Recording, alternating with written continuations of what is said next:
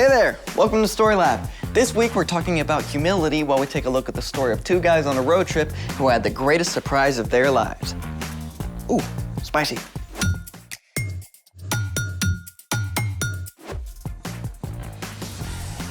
Hey, I'm Carter. And I'm Zeke. We're talking about humility, which is putting others first by giving up what you think you deserve. You know what I've always thought I deserved? What? An invisibility cloak. What would you do with the invisibility cloak? I am so glad you asked. Wrapped in a secret sheath of invisibility, there's nothing I couldn't do. Like acquire extra cookies.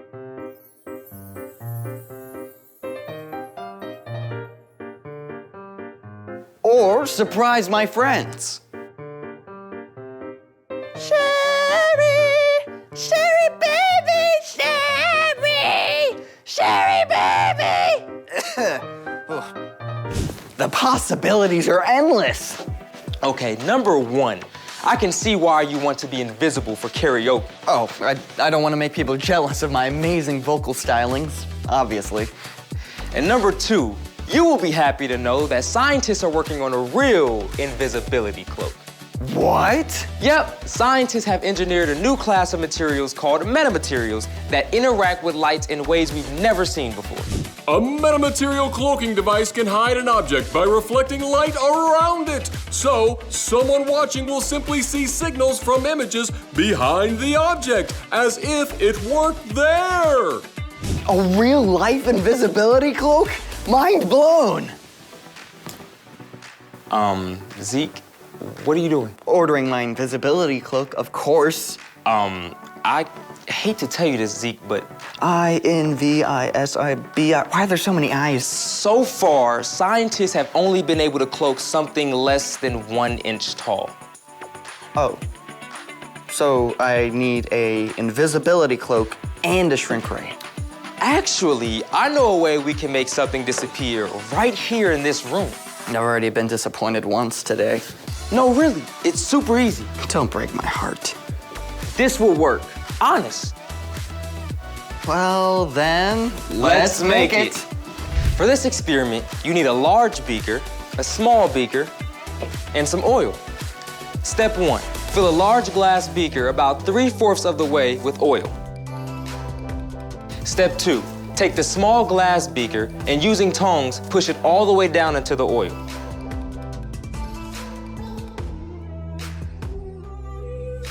There you go. Whoa, it really worked. I can't see the small beaker at all. It's our very own cloaking device. Okay, science. How does this happen? When light travels through glass and then the oil, the speed of light slows down. On reflection, this makes the glass look invisible. The slowing down process of light and reflection through certain objects is known as the index of refraction. The beaker really is in there, right? Yep.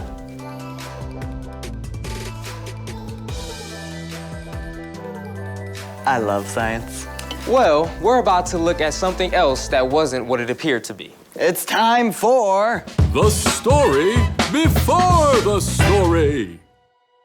Today, we're in Luke, the 3rd book in the New Testament. Luke is one of the 4 Gospels, the books that tell the story of Jesus' life. But before Luke, in the very beginning, out of a deep, deep love, God made an amazing world. But when people turned away from God, the world was broken. God made a plan to draw people back into relationship. So at the right time, God's very own son, Jesus, came to live among us. When Jesus grew up, he traveled from town to town, teaching and healing. But the religious leaders made plans to get rid of him. Jesus was crucified on a cross and died. But early Sunday morning, Jesus returned to life. Lots of his friends saw him. Which is where our story starts. Take it away. Hey everyone, I'm Brian. On the very first Easter Sunday, things were a little wild and crazy for Jesus' followers. First, the tomb was empty. Then, some reported seeing angels. And finally, some said they saw Jesus, alive. For those who had not yet seen Jesus with their own eyes, it seemed too good to believe. One of these followers was a man named Cleopas. Sunday afternoon, Cleopas and a friend were walking from Jerusalem to the town of Emmaus, about 7 miles away. Luke, who wrote down this story, didn't tell us the name of the friend, so let's give him a name. How about, Micah. As they walked, Cleopas and Micah talked about everything that had happened in the last week, trying to understand. While they were deep in conversation, a man came up and started walking along with them. Spoiler alert, the man was Jesus. But God kept Cleopas and Micah from recognizing him. Jesus asked them, "What are you talking about as you walk along?" The two men stopped in their tracks.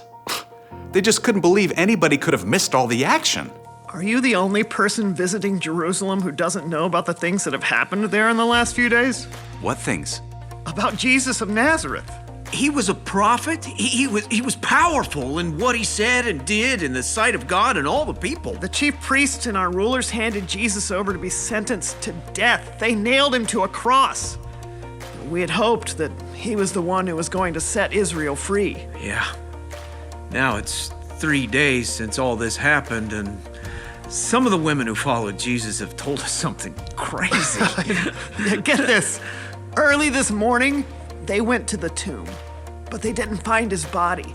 They came and told us they saw angels who said Jesus was alive. After that, some of our friends went to the tomb. They saw it was empty, just as the women had said.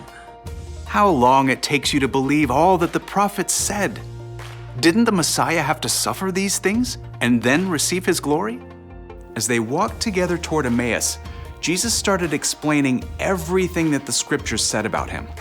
Now remember, these men did not have the New Testament. They had the laws that God had given to Moses and all the stories and prophecy written down in the Old Testament. Jesus went through it all, step by step, and explained God's plan. He told them how it was predicted all through Scripture that the Messiah, Jesus, would come to save God's people, and that he would have to die and return to life. Cleopas and Micah were completely floored by what Jesus said. When they reached Emmaus, it looked like Jesus was about to keep going, but they didn't want the conversation to end. Stay with us. It's evening. The day is almost over. So Jesus went into the place where they were staying and sat down to dinner with them. He picked up the bread. Thank you for giving us our daily bread. As Jesus broke the loaf of bread and handed it to Cleopas and Micah, their eyes were opened. Suddenly, they recognized who he was. Jesus. It's you. As soon as the men recognized Jesus, he disappeared. Remember how excited we were on the road as he explained what the scriptures meant? It could only have been Jesus. The men were so excited that they left their dinner sitting on the table and ran all the way back to Jerusalem that evening, 7 whole miles. They went immediately to the place where Jesus' closest friends were staying.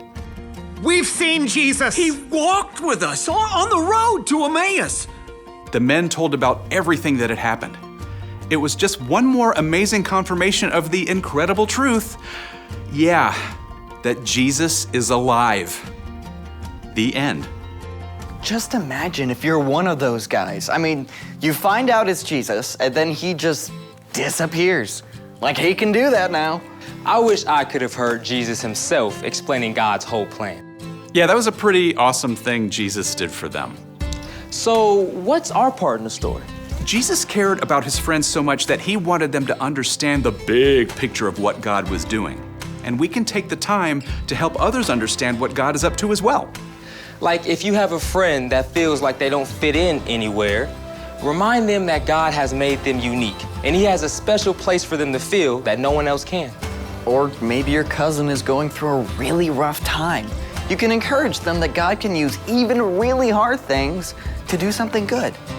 You can show humility by taking the time to help people understand other stuff too, like a hard math problem. Or how to tie their shoe. Or the best way to shoot a basketball. Yeah, just be patient, even if they don't get it the first time. Or the second time. Yeah, I mean, I sure don't understand things right away either. Yeah, that's right, me included. See you next time. So, here's the thing. Put others first by helping them understand. Could we get a giant glass vat of oil for me to turn invisible in? Ew. The oil and glass invisibility effect does not work on opaque objects such as humans. Well, rats.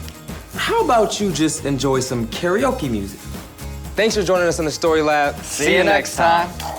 Fly me to the moon. Let me play among the stars.